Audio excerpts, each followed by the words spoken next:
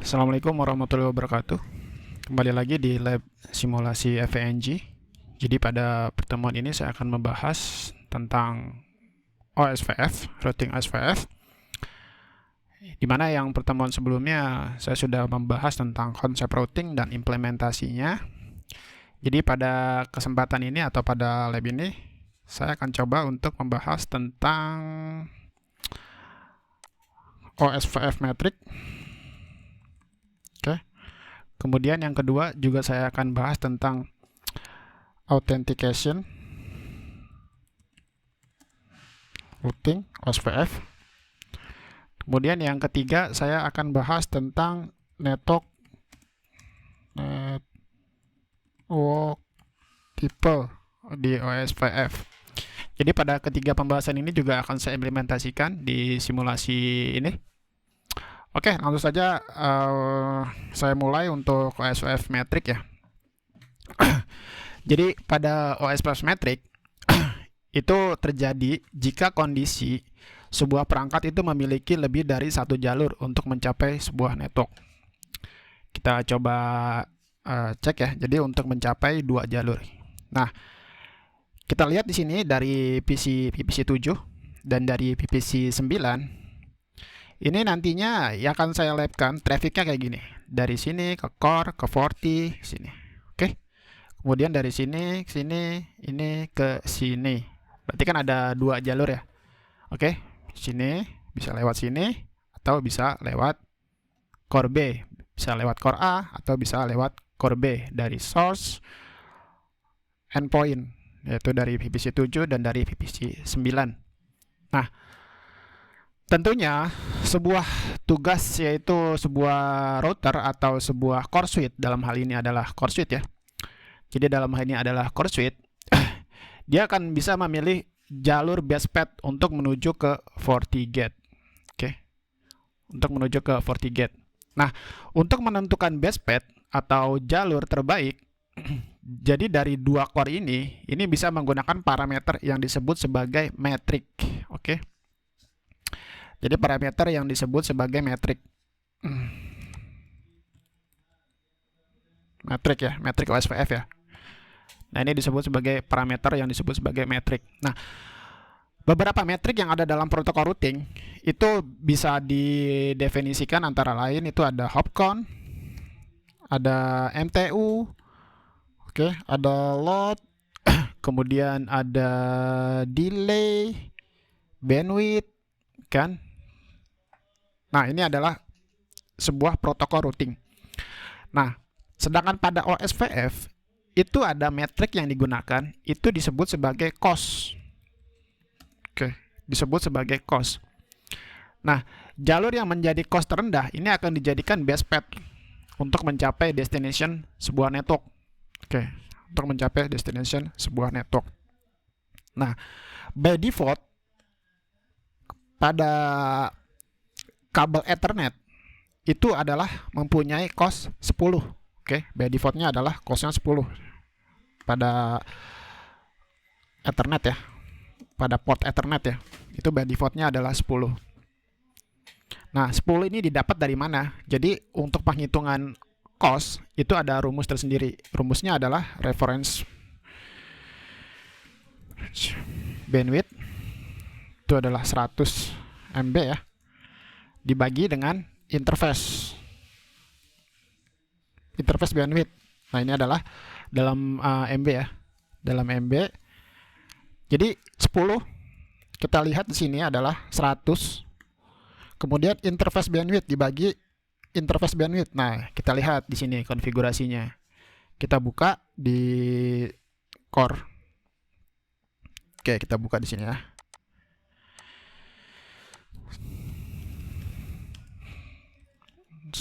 Password. So, interface E01. Oke, kita lihat di sini interface-nya, interface bandwidth-nya. Di sini ada kita lihat adalah 10.000. Oke, berarti kalau 10.000 itu artinya adalah 10 kalau dalam MB. Ini kan dalam MB ya. Berarti 100 dibagi 10. Nah, ini kita lihat nih. Berarti di sini 100 dibagi 10. Hasilnya adalah tentunya adalah 10. Nah, 10 ini adalah nilai cost-nya. Kayak gitu untuk penghitungannya. Nah, untuk lebih jelasnya tentang table cost OSVF, teman-teman bisa lihat di sini. Oke, saya dilihat dulu. Nah, ini teman-teman bisa lihat di sini. Nominal bandwidth-nya adalah atau speed-nya di port Ethernet ini adalah 10 Mbps. Sedangkan fast Ethernet ini adalah 100 Mbps. Gig Ethernet ini 1 gig. Kemudian 10 gig ini ada 10 gig ya. Gigabyte per second. Nah, kemudian untuk default cost-nya di OSVF ini adalah 10. Ini yang tadi saya berikan contohnya untuk penghitungan cost-nya. Kemudian fast Ethernet ini 1, gig 1, 10 gig adalah 1. Nah, kemudian ini adalah reference bandwidth. Ini adalah interface bandwidth-nya. Tadi kan ini ya, segini ya. Oke. 1110.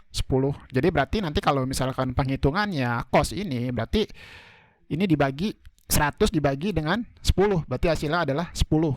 Oke. Kemudian ini 100 dibagi 100, hasilnya adalah 1, dan seterusnya. Oke, itu adalah rumus untuk penghitungan cost OSVF. Kita balik lagi ke lab ya. Oke, pada contoh ini saya coba akan konfigurasi dulu OSVF karena pada lab ke-15 ya, atau pertemuan ke-15 saya sudah konfigurasi di core A dan di FortiGate. Nah, selanjutnya saya akan konfigurasi dulu nih di core B untuk menuju ke FortiGate. Oke. Saya akan konfigurasi dan paralel juga akan saya jelaskan untuk cost metriknya seperti apa. Oke, saya buka dulu di core B. Oke, saya buka di core B. Mana? Cisco 123. Kita masukin dulu interface loopback-nya. IP address 10.0.46 ya. /32. Ini digunakan untuk IP manajemen nantinya ya. Router OS 2. Network ID-nya router ID 10.0.46. Kemudian network ID-nya adalah 10.0.46.000.0 area 0. Kemudian networknya 10.88. Ini akan saya setting networknya 10.88.99. Misalkan di sini .10 ya. Di sini 000/29, berarti hasilnya adalah 7 ya. Area 0. Oke, ini kita end dulu. Dan kita simpan. Kemudian saya konfigurasi juga interface-nya. INT 01 IP address 10.88.99. Tadi kan adalah 10 ya. 248. So IP route. Nah, ini yang akan saya konfigurasi. Di sini connected ya. Kita lihat di sini. Nah, ini juga saya belum konfigurasi, ini saya konfigurasi nanti. Ini adalah VLAN 10, VLAN 20. Kemudian di sini adalah IP loopback-nya. Dan kemudian di sini adalah 10.88.9. Nah, ini udah saya konfigurasi. So IP protokol. Oke, saya verifikasi. So ini salah ketik nih. Sorry. Oke, kita tunggu ya. Di sini masih salah ketik. Oke. Nanti juga di sini saya konfigurasi di FortiGate, di mana FortiGate di sini adalah portnya menggunakan port 2 yang mengarah ke core B. So IP protokol. Oke, kita lihat di sini yang udah saya masukin untuk SVF yang sudah saya advertise adalah 10.040.6 sebagai IP loopback. Kemudian 10.88.99.8 ini yang mengarah point to point ke arah FortiGate. Kemudian juga saya tambahkan di sini router OSVF 2. Di sini kita lihat tadi ya untuk route-nya. Untuk route informasinya di sini ada VLAN 10 dan juga ada VLAN 20. Ini yang mengarah ke LAN. Kita tambahin di sini network 10.0.10.000.000.255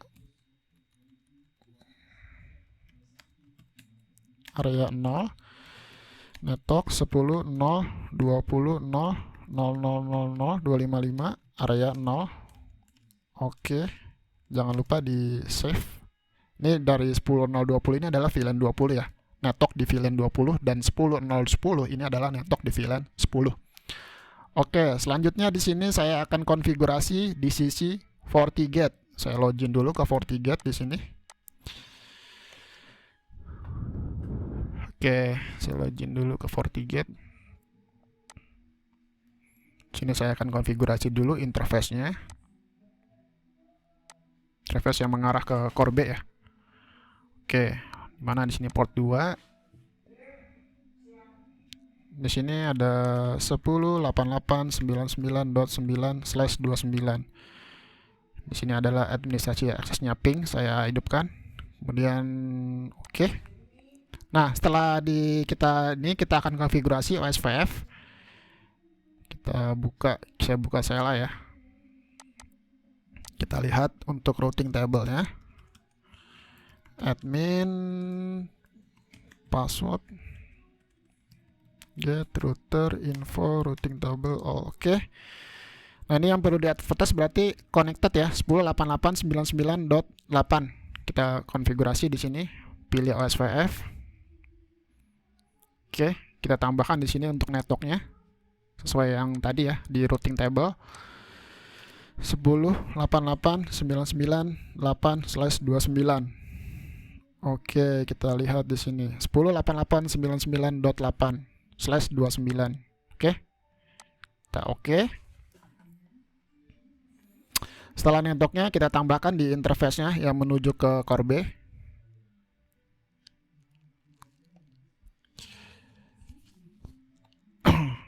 Saya loading, oke. To core B. Sini kita tambahkan berarti port 2 ya yang mengarah ke core B. Ini costnya nanti dulu dikosongkan dulu. Nanti paralel akan saya jelaskan. Oke, costnya di sini masih 0 ya. Apply. Costnya masih sama-sama 0. Oke, setting save sukses. Kita verifikasi di sini. So IP Oke, sini sudah muncul untuk DR dan BDRS, so IP root. Dan di sini juga sudah muncul untuk routing table-nya. Oke, so run INTE01. Oke, di sini juga sudah muncul ya. Perhatikan di sini ada IP OSVF cost. Oke. Tadi yang saya jelaskan, untuk mencari best path itu nilai yang terendah yang akan dijadikan best path atau jalur terbaik. Kita compare di core A ya. So run INTE01. Kita lihat di sini tidak ada ya costnya. Berarti di sini nilainya so IP OSVF interface 01. Kita lihat di sini nilainya adalah costnya 10. Oke, by defaultnya ya. Tadi yang saya jelaskan adalah Ethernet ini by defaultnya adalah 10. Kita kembali lagi ke sini. Sini saya coba coret-coret. Berarti di sini core A, ya kan? Nilainya tadi adalah 10. Nah, di firewall di port 1 ini nilainya adalah 0. Oke. Kita lihat di sini nilainya adalah 0. Nilainya adalah 0 ya costnya. Oke. Nilainya adalah 0. Berarti di sini 10 ditambah dengan 0 sama dengan 10. Kemudian untuk di core B ya. Core B nilainya adalah 100 ditambah dengan 0. Hasilnya adalah 100. Kita lihat. Kita buka di core B. Oke, nilainya adalah 100. Berarti trafficnya itu adalah dari LAN atau dari endpoint. Trafficnya ke sini. Saya coret.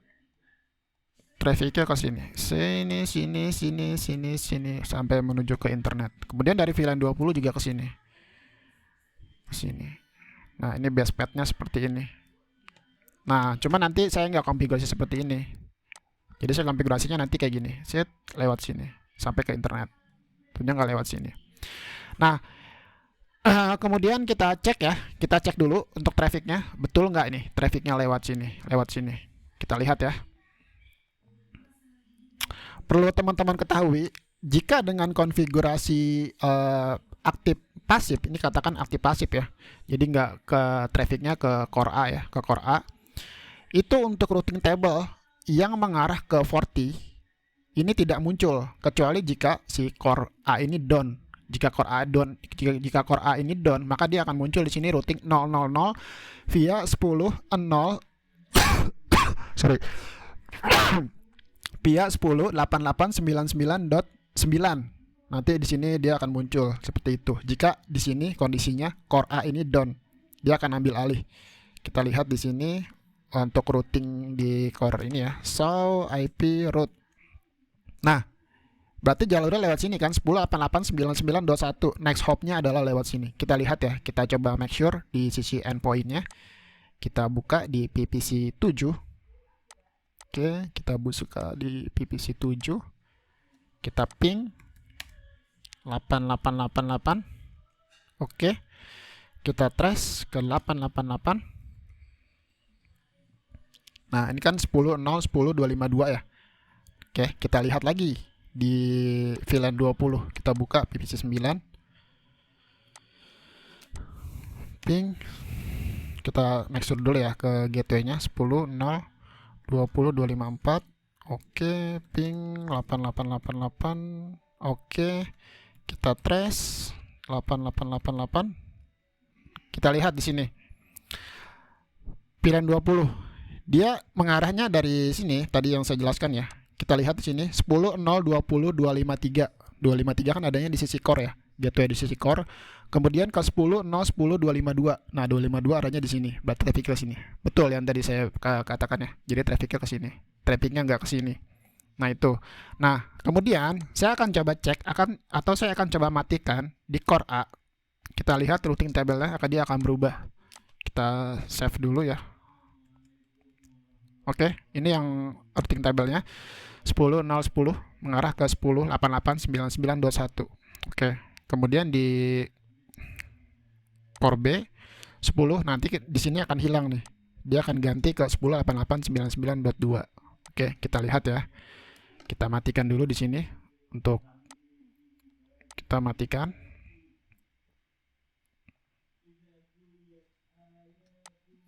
Kita buka PPC ini. Oke. Kita ping dulu. Ini masih mati, masih belum up. Kita pakai min ini aja ya. Min C 100. Oke. Dia akan pindah ke core B nih nanti trafficnya. Kemudian juga di PC ini juga ping 888.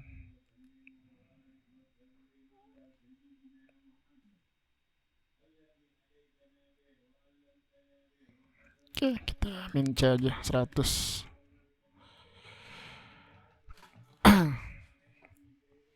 Kita lihat routing table-nya ya. Oh, ini kayaknya ada yang kurang. Sorry. Saya coba cek di sini di sini ya.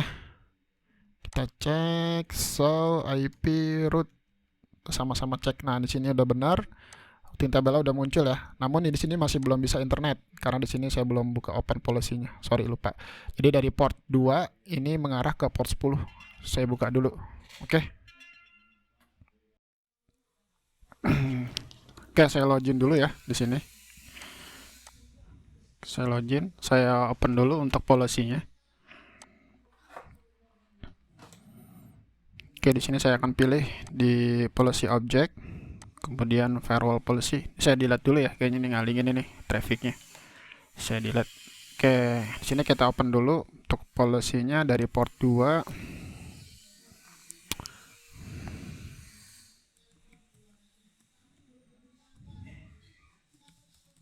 Internet ya. Port 2 to 10. Oke, sini saya all dulu untuk source-nya. Ini juga destination saya all dulu. Dan NAT-nya juga di sini kita aktifkan ya. Kita all dulu. Oke. Oke, service-nya saya all dulu. Oke. Kemudian NAT-nya jangan lupa di sini kita aktifkan ya. NAT-nya Kemudian juga all sessionnya untuk cek lognya. Pilih OK. Setelah pilih OK, oke, masih loading ya. Oke, setelah pilih OK, kita buka kembali di PPC 7 ya. Nah, ini udah mulai ping nih. Nah, ini udah bisa nih trafficnya. Oke, kita buka ping juga di sini. Oke, sini sudah bisa, trafficnya sudah muncul ya. Kita lihat. Nah, kemudian selanjutnya di sini saya akan trace trafficnya, trace 8888. Nah, ini seperti yang tadi saya bilang, berarti trafficnya dia lewat ke core B ya, 253. 253 ini adalah core B. Kemudian juga di sini sama trace 8888. Oke, juga sama. Jadi ketika ini mati, dia akan pindah ke core B. Nah, routing tabelnya dia akan muncul di sini. Kita lihat di core B.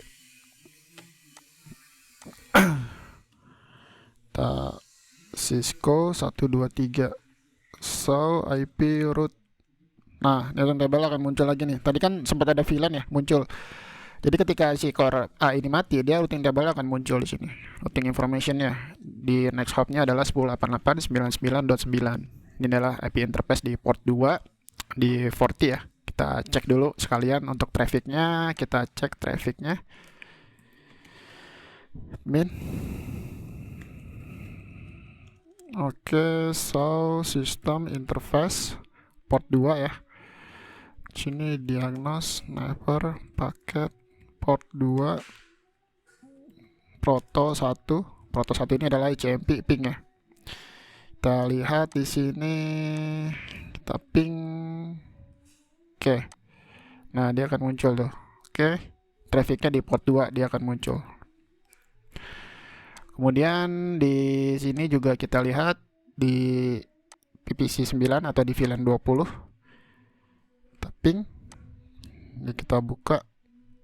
Oke. Ping. Nah, ini juga trafficnya akan muncul. Dia akan lewat ke port 2 di sini. Oke, jadi trafficnya ini ke sini. Sini, sini, sini. Kita ini dulu. Oke, jadi trafficnya ini ke sini, sini, sini, sini, baru ke internet. Nah, ini juga sama, ini ke sini, ini ke internet. Nah, seperti ini untuk konfigurasinya. Untuk menentukan cost metriknya. Jadi metrik yang terkecil dia akan dijadikan base root. Oke. Nah, kemudian bagaimana kalau metriknya sama atau costnya sama gitu kan? Saya coba delete. Oke, saya coba delete dulu.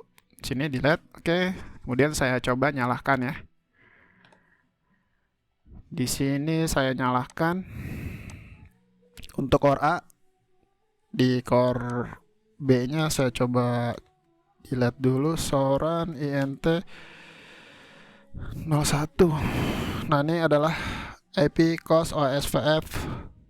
Saya delete ya. INT 01 no IP OSVF cost. Oke. Kemudian kita cek di sisi 40-nya. Network OSVF. Nah, ini juga udah 0 ya. Berarti di sini kita cek di sisi core A-nya. Oke, kita buka dulu di core A. Oke, masih loading ya. Kita masih buka di core A. Kita masih nunggu loading. Di sini. Nah, ini udah muncul nih. Oke. Cisco so IP root. Oke. Nah, di sini udah ada 2 nih. 10 0. Oke. Kita lihat di sini. And so IP root. Nah, di sini kalau sama, dia artinya load balancing, keduanya aktif. Oke. Dia kalau sama, misalkan cost-nya adalah sama. Kita lihat di sini cost-nya. So IP OSVF interface E01. Cost-nya kita lihat di sini 10 ya. 10 kan? Dan di sini. Oh, ini masih loading. Oke, 10. Kita tunggu masih loading. Kemudian di 40 ini adalah 0 ya. Di 40 ini 0. Oke, masih loading. Oke, udah. So, IP OSPF interface E01. Ini juga 10. Nah, berarti kalau kayak gini jatuhnya adalah load balancing nanti jatuhnya. Jadi trafficnya kita lihat. Kita lihat trace ya. Nah, 10 0 10 252. Kemudian di VLAN 20 ini di 9 kita trace. Nah, 10 0 20 253. Jadi trafficnya kayak gini. Nah, ini yang akan saya implementasikan. Jadi trafficnya gini untuk VLAN 10. Kemudian untuk VLAN 20 dia ke sini. Oke. Nah, ini adalah untuk konsep dari cost atau metric cost pada routing OSPF. Nah, selanjutnya saya akan bahas tentang authentication. Oke, jadi kalau teman-teman kalau ada pertanyaan bisa di ini aja ya, bisa di kolom komentar. Kemudian saya akan bahas di sini selanjutnya adalah authentication. Authentication. Pembahasan yang kedua saya akan bahas tentang authentication. Jadi authentication atau secure routing protocol ini by defaultnya secara default ya, semua atau informasi routing itu dapat dilihat oleh semua pihak yang berkepentingan. Jadi by defaultnya itu nggak ada encryptionnya untuk routingnya. Untuk routing ini nggak ada encryptionnya. Kita coba lihat. Kita buka. Oke. Teman-teman bisa lihat di sini nggak ada encryptionnya. Sini nggak ada, masih nol ya. Jadi by default ini nggak ada encryptionnya. Nah, ini adalah berisiko ketika routing informasi ini ada attack atau ada serangan dari luar ya. Jadi bisa dengan mudah untuk nyusup atau untuk bikin duplikat routing gitu kan. Sebenarnya untuk routing ini nggak hanya OSPF. Jadi tidak hanya OSPF, jadi pada routing protokol RIP, IGRP, ini juga bisa diamankan dengan menempatkan autentikasi. Oke. Jadi biasanya tuh kalau kita nggak terapkan autentikasi, itu biasanya kalau ada attacker itu bisa duplikat routing gitu. Biasanya tuh pernah kejadian itu duplikat routing karena ada attacker dari luar. Jadi routing itu seakan-akan asli, padahal itu bukan. Jadi seperti itu. Nah, kemudian yang kedua itu adalah untuk mencegah DDoS ya, atau denial of service pada perangkat FortiGate dan perangkat Cisco. Selanjutnya untuk autentikasi itu di baik di Cisco maupun di Forti itu sebenarnya ada tiga tipe ya. Kita lihat dulu di Forti ya. Kita lihat dulu di Forti di sini di sisi interface-nya. Nah, di sini ada buat area dan juga bisa buat interface. Kita lihat di sini authentication. Nah, ini ada tiga tipe, ada non, ada plain text. Ini adalah by defaultnya. Plain text ini adalah tanpa enkripsi, hanya password saja. Jadi tanpa enkripsi. Kalau MD ini artinya adalah dengan encryption. Seperti itu. Jadi kalau MD ini sebenarnya yang direkomendasikan karena ini adalah enkripsi one to way ways ya. Ini artinya adalah plain text asli yang sudah dienkripsi, jadi tidak mungkin dikembalikan dalam bentuk semula lagi. Nah, ini yang akan saya implementasikan adalah MD5 seperti itu. Jadi ada tiga tipe ya, teman-teman. Ada non, ada plain text, ada MD. Yang direkomendasikan adalah MD untuk autentikasi OSPF ini. Karena lebih aman atau lebih kuat ya untuk encryption-nya. Oke, langsung saja saya konfigurasi untuk encryption-nya. Kita masukin di sini 1. Kemudian ini adalah Cisco 123. Oh, ini duplikat sepertinya sudah ada. Sini udah ada ya. Oke, ini udah ada. Oke, passwordnya adalah Cisco 123. Sini garisnya saya delete dulu. Tengalingin nih. Oke. Saya delete dulu. Passwordnya adalah key-nya 123 ya. Untuk di port 1, kemudian juga di port 2 juga sama. Oke, MD5 autentikasinya sudah saya aktifkan. Kemudian di ke arah port 2 juga sama, di sini saya akan aktifkan MD5. Ini juga 1 di sini nilainya. Dan di sini Cisco 123, Cisco 123. Kita make sure, kita show Cisco 123, pilih OK. Oke, masih loading, kita pilih OK. Sini saya konfigurasi di interface-nya dulu ya, teman-teman. Di konfigurasi di sisi interface-nya. Oke, kemudian pilih apply. Jadi seperti ini untuk konfigurasi AMD-nya cukup mudah ya di GUI. Itu kalau di CLI juga bisa. Jadi kalau di CLI itu konfigurasinya seperti ini. Kita stop dulu, config router OSVF. Kemudian di sini kita masukin config OSVF interface, kita pilih show, edit. Nah, ini udah di encrypt nih, kita pilih. Nah, seperti ini kalau di CLI. Jadi teman-teman bisa ikut aja, set autentikasi MD5, kemudian ketik config MD5 dash key, kemudian edit. Nah, di sini set key string, kita masukin aja di sini untuk encryption-nya. Tadi kan Cisco 123 ya, kita masukin di sini. Jadi nanti di sini udah ada encrypt, jadi seperti ini. Oke, gitu ya kalau untuk di CLI. Nah, kemudian untuk di Cisco saya akan konfigurasi juga di sini. Conf interface E01. Oke, IP OSVF message key. Oke, IP OSVF authentication message. Oke, IP OSVF message key 1 MD5. Masukin Cisco 123. Nah, do sh run int e01 verifikasi. Nah, ini masih muncul. Kita pilih service password encryption. Do sh run int e01. Nah, ini password aja akan kayak gini, akan di encrypt. Oke, jadi seperti ini untuk konfigurasinya ya. Sekarang kita akan konfigurasi di sisi core B. Di sisi core B juga saya akan konfigurasi. Oke, di sisi core B-nya sini sudah dikonfigurasi ya, IP OSVF autentikasi message sama. Untuk ininya adalah Cisco 123. Sekarang kita akan cek. So, IP OSVF interface E01. Nah, di sini akan crypto authentication enable. Dia akan seperti ini. Jadi kalau plain text ini sebenarnya simple password ya, jadi gampang dijebol. Jadi sini saya terapkan adalah MD5. Kemudian kita verifikasi di sisi FortiGate-nya.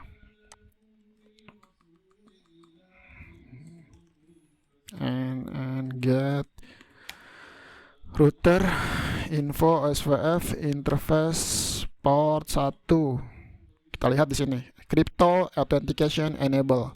Kemudian di port 2, oke, sys crypto authentication enable sending. Oke, jadi seperti ini untuk konfigurasinya.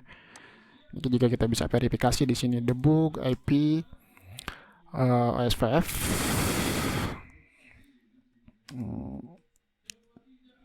Itu bisa traffic ya. Kemudian debug IP OSVF paket. Nah, ini kita lihat di sini itu lognya sudah muncul. Send with user key 1. Oke, jadi seperti ini untuk lognya. Kita gedein dikit. Versinya adalah 2. Nah, ini. Oke, sini sudah terbentuk ya. Kita ini lagi. So, IP root. Oke, jangan lupa di save WR. Kemudian langkah selanjutnya di sini adalah saya akan konfigurasi OSVF point to point. Oke. Selanjutnya di sini OSVF saya coba ini juga ya. OSVF point to point. Jadi dalam network tipe tadi yang saya jelaskan, ini yang terakhir ya, pembahasan yang terakhir. Jadi dalam network tipe by default, baik itu Cisco maupun FortiGate itu berjalan pada jaringan broadcast. Oke, maksudnya seperti apa broadcast ini? Kita lihat dulu di sini konfigurasinya. Jadi broadcast. Nah, ini kita lihat nih. Jadi by default adalah network tipenya ini adalah broadcast. Oke. Kemudian di sisi Forti juga kita lihat. Nah, ini adalah di Forti broadcast. Nah, selain pada jaringan broadcast, OSVF ini mampu berjalan pada tipe jaringan berbagai tipe ya, atau berbagai tipe jaringan. Setiap tipe ini tentunya adalah memiliki fungsi yang berbeda-beda pada tipe jaringan OSVF. Itu ada namanya broadcast, ada namanya point to point network, ada yang namanya point to multi point. Kemudian juga ada yang namanya non broadcast multi access network.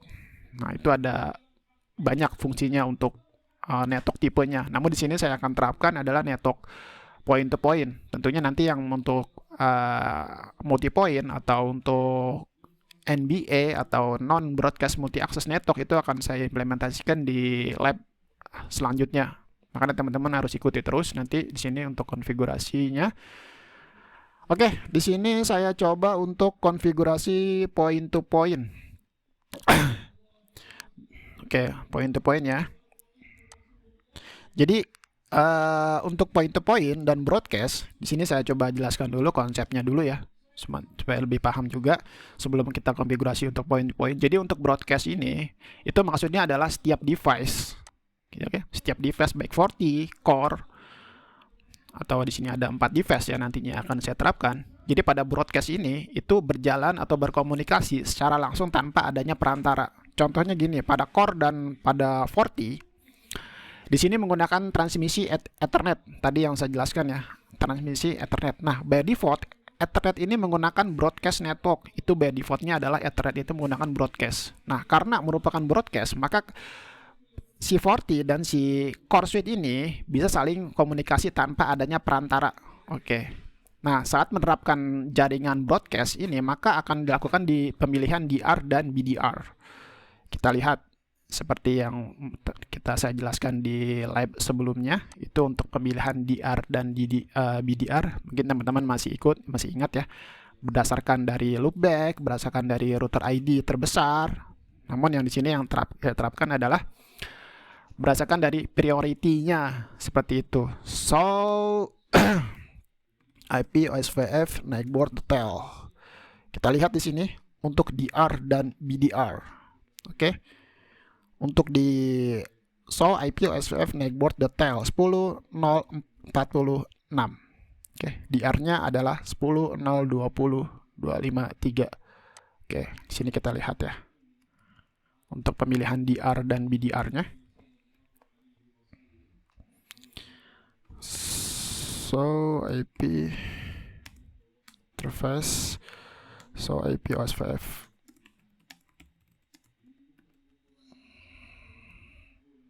Nah, ini kita lihat nih untuk di segment rootnya 10.040.5. Oke. Nah, kemudian selanjutnya adalah jadi untuk pemilihan DR dan BDR ya, kalau di broadcast ini by defaultnya nanti aktif. Nah, kalau saya konfigurasi network point to point, maka DR dan BDR ini sudah tidak berlaku lagi. Oke, jadi untuk point to point ini DR dan BDR ini sudah tidak berlaku lagi. Itu adalah konsep dari point to point. Kemudian konsep yang kedua itu kalau untuk point to point kita bisa menggunakan kabel selain Ethernet, contohnya misalkan serial. Nah, mungkin kalau teman-teman konfigurasi Cisco untuk mendapatkan kabel serial itu dirasa nggak terlalu sulit. Nah, cuman PR-nya adalah bagaimana kita mendapatkan kabel serial di CC40.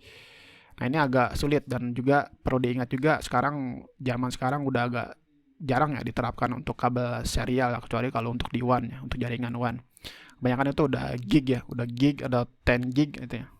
Nah, jadi nanti untuk konfigurasi point to point, jadi sudah tidak berlaku lagi yang namanya DR dan BDR. Oke. Nah, karena si DR dan BDR maka tidak berlaku lagi, maka tidak ada lagi itu namanya LSA tipe 2. Oke. Saya coba cek. Jadi tidak ada lagi namanya LSA tipe 2. So IP OSPF database. Nah, nanti ini nggak ada lagi nih namanya ini nih. Tipe 2 ini nanti dia akan hilang. Oke, langsung aja ya saya konfigurasi ya. Interface E01 IP OSPF network point to point. Oke. Kemudian di sisi core B juga saya konfigurasi point to point. 01 IP OSPF point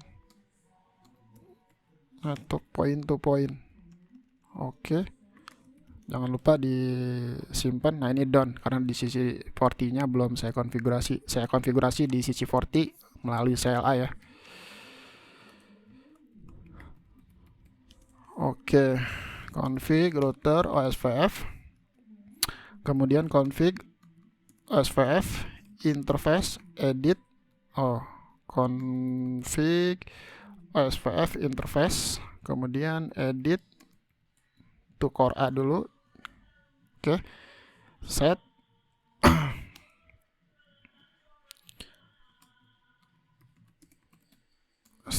Kita lihat ya. Kita lihat untuk poin-poinnya di sini. Kita lihat set.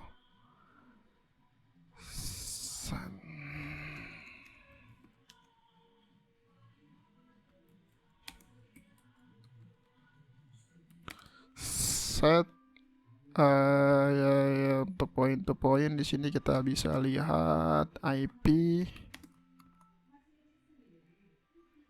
atau di sini network tipe, set network tipe. Nah, ini poin. Oke.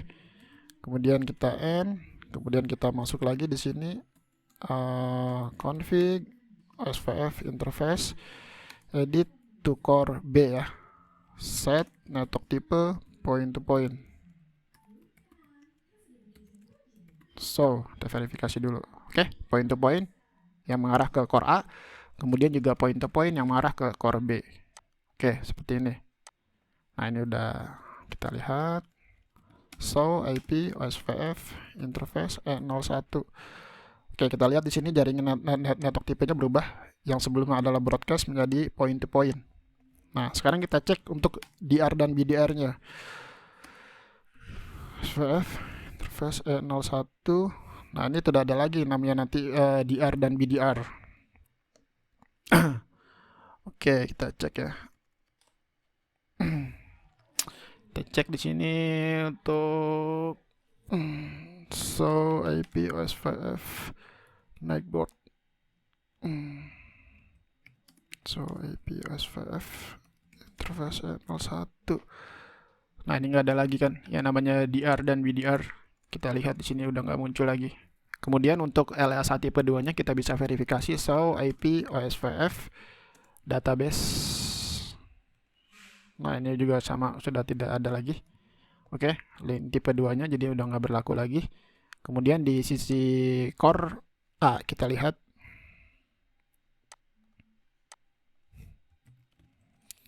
IP OSPF Nightboard detail.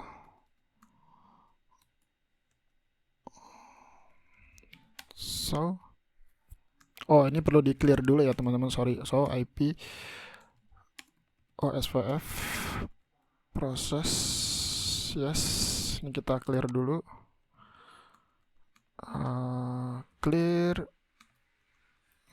Clear IP OSPF proses, yes. Kemudian di sisi 40 nya juga kita execute router clear OSPF proses. Oke, kita verifikasi dulu. IP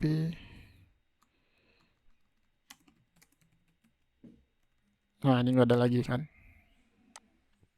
Kita lihat di sini N00 jadi full semua. Oke. 10.0.10.4. Kita lihat ya. IP OSPF IP OSPF interface E01. Oke, tidak ada lagi. IP OSPF database. Nah, ini juga sama. Kemudian di sisi router OSPF interface, router info OSPF interface port 1. Nah, ini nggak ada lagi nanti yang namanya DR dan BDR. Oke, sini juga sudah berubah network tipenya, jadi udah nggak muncul lagi namanya DR dan BDR. Jadi tidak ada lagi namanya LSA tipe 2. Oke, seperti ini ya untuk konfigurasinya.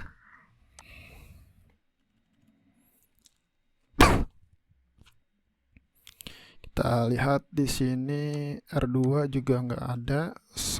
IP OSPF Nightboard.